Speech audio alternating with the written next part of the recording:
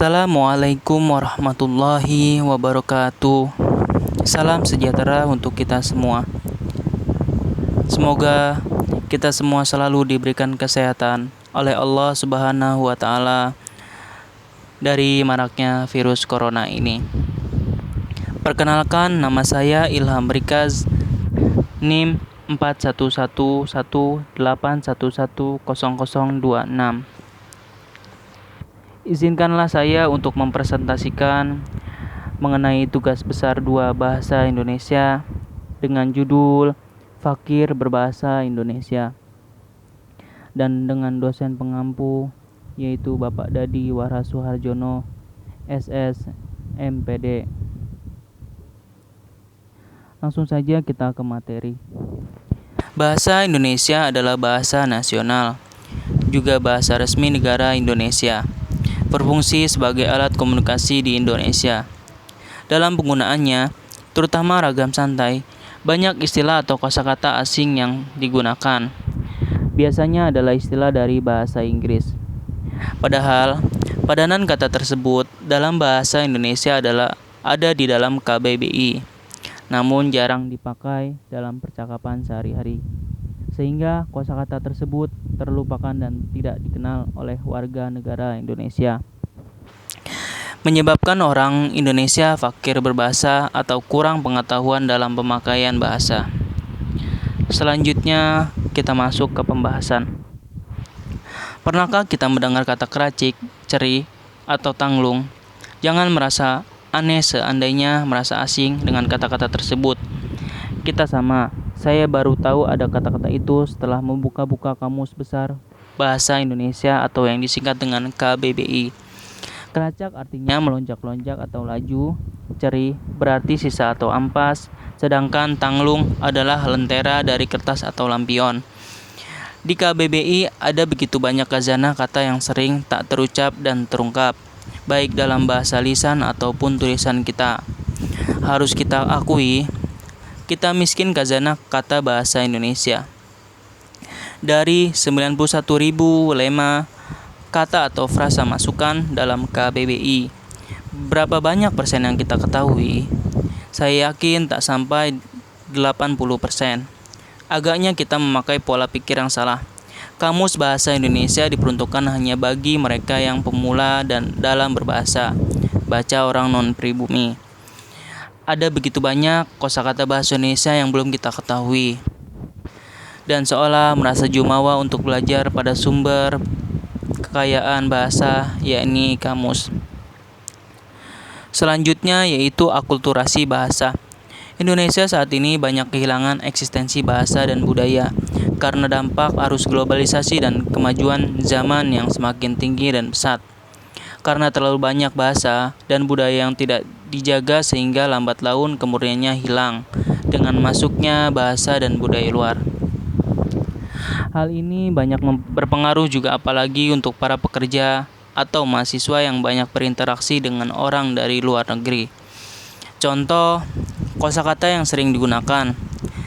Gadget dalam bahasa Indonesianya yaitu gawai, handphone yaitu ponsel, download yaitu unduh, online yaitu daring atau dalam jaringan, offline yaitu luring atau luar jaringan, laundry yaitu penatu, dan blender yaitu pelumat, dan masih banyak yang lainnya.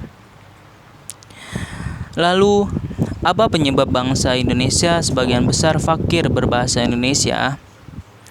Gejala kefakiran berbahasa Indonesia kita makin diperparah dengan saling sengkarutnya kita dalam bercakap. Dengan fasih kita menyelipkan kata-kata bahasa asing dalam tiap percakapan yang kita lakukan. Misalnya, alih-alih menyebutkan kata maaf, kita lebih sering memilih kata sorry. Atau menyebutkan boring daripada bosan. Barangkali penyelipan kata bahasa asing dalam percakapan, penamaan tempat atau produk itu memang sengaja kita lakukan agar kita terlihat hebat di hadapan lawan bicara kita dan terlihat berkelas pada suatu tempat dan produk. Namun, bisa jadi bahasa asing itu secara otomatis terlontar begitu saja di mulut kita yang sudah jamak digunakan oleh kebanyakan orang. Lalu, perkembangan teknologi berpusat dari bahasa asing. Banyak teknologi yang berkembang pesat dalam 1 dekade terakhir. Ponsel pintar, media sosial Facebook, Twitter, dan lainnya. Ketika awal masuk ke Indonesia menggunakan bahasa asing, istilah asing tersebut belum diterjemahkan atau mungkin belum terdapat padanannya dalam bahasa Indonesia. Tanpa sadar, masyarakat Indonesia menggunakannya dalam komunikasi sehari-hari. Lalu selanjutnya kurangnya kosakata bahasa Indonesia. Perkembangan teknologi juga menambah kosakata bahasa Indonesia, tapi tidak dibarengi dengan penggunaannya yang sering. Sejatinya berbagai media sudah mulai menggunakan kosakata bahasa Indonesia yang baik dan benar untuk padanan bahasa asing yang sering digunakan. Tapi pelaku industri seperti toko swalayan tradisional, pengusaha daring cenderung menggunakan istilah asing. Di dunia pendidikan juga kurang tersedia ruang untuk menggunakan kosakata bahasa Indonesia dengan benar. Lalu, bagaimana solusinya? Pertama, kita mencintai dulu bahasa kita, yaitu bahasa Indonesia. Ada adigium yang mengatakan bahwa cinta itu menggerakkan segala sesuatu. Maka, ketika kita mencintai bahasa Indonesia, hasrat kita pun terdorong untuk belajar lebih dalam mengenai bahasa Indonesia. Dan kita bangga menggunakan bahasa Indonesia. Yang kedua, yaitu menimbang gejala kefakiran berbahasa Indonesia kita. Maka, kita mesti menebusnya dengan memperkaya pengetahuan berbahasa kita. Berhenti mencampur adukan terminologi bahasa asing dalam percakapannya. Yang keempat, merubah pola pikir bahwasannya bahasa asing lebih terasa elit daripada bahasa Indonesia.